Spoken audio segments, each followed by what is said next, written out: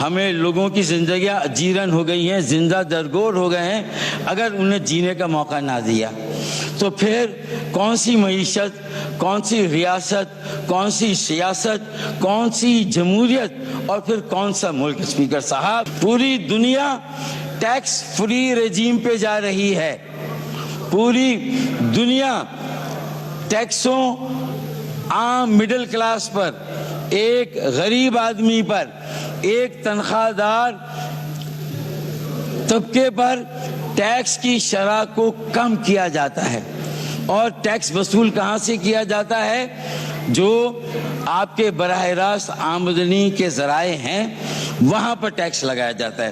تو اسپیکر صاحب، مسئلہ یہ ہے کہ بجلی کی قیمتوں میں اور بلوں میں آپ خوفناک اضافہ کرتے رہیں، گیس نہ آئے لیکن گیس کے بل آئے، بجلی نہ آئے بجلی کے بل آئیں، پانی کا بحران الگ۔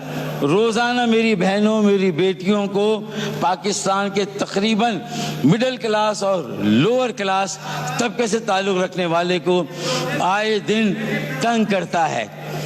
اسپیکر صاحب، میرا صرف یہ کہنا ہے، بجلی کے بل، گیس کے بل اور پھر ان کی لوڈ شیڈنگ، پھر پانی کا بحران، یہ بنیادی مسائل ہیں۔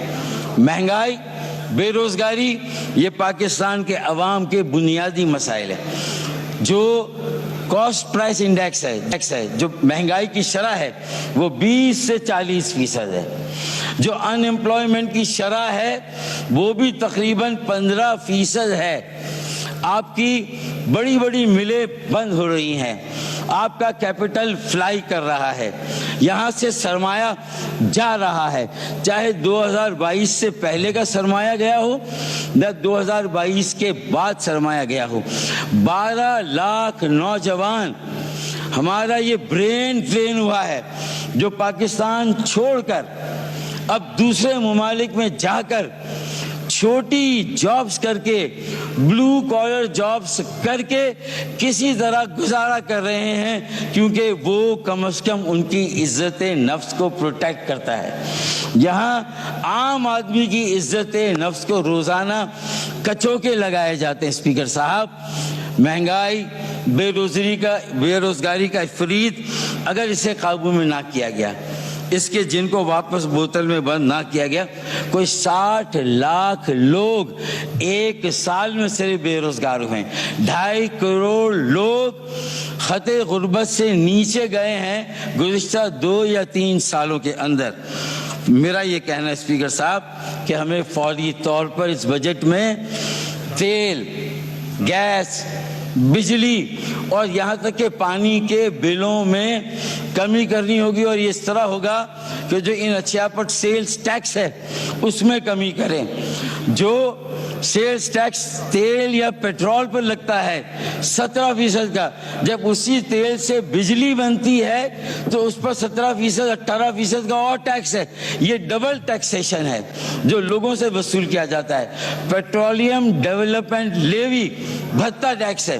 پیپلز پارٹی ہو، پی ایم ایل این ہو، دونوں نے جب اپوزیشن کا رول پلے کیا تو حکومت وقت کو کہا کہ یہ بھتہ ہے، یہ غنڈہ ٹیکس ہے، اسے ختم ہونا چاہیے۔ اور اب شان بے نیازی کے ساتھ پی ٹی آئی کی حکومت نے بھی 4 سال تک پیٹرولیم لیوی کو اسی طرح قائم و دائم رکھا، اور ہمارے یہاں بھی پیٹرولیم لیوی میں اضافہ ہو رہا ہے۔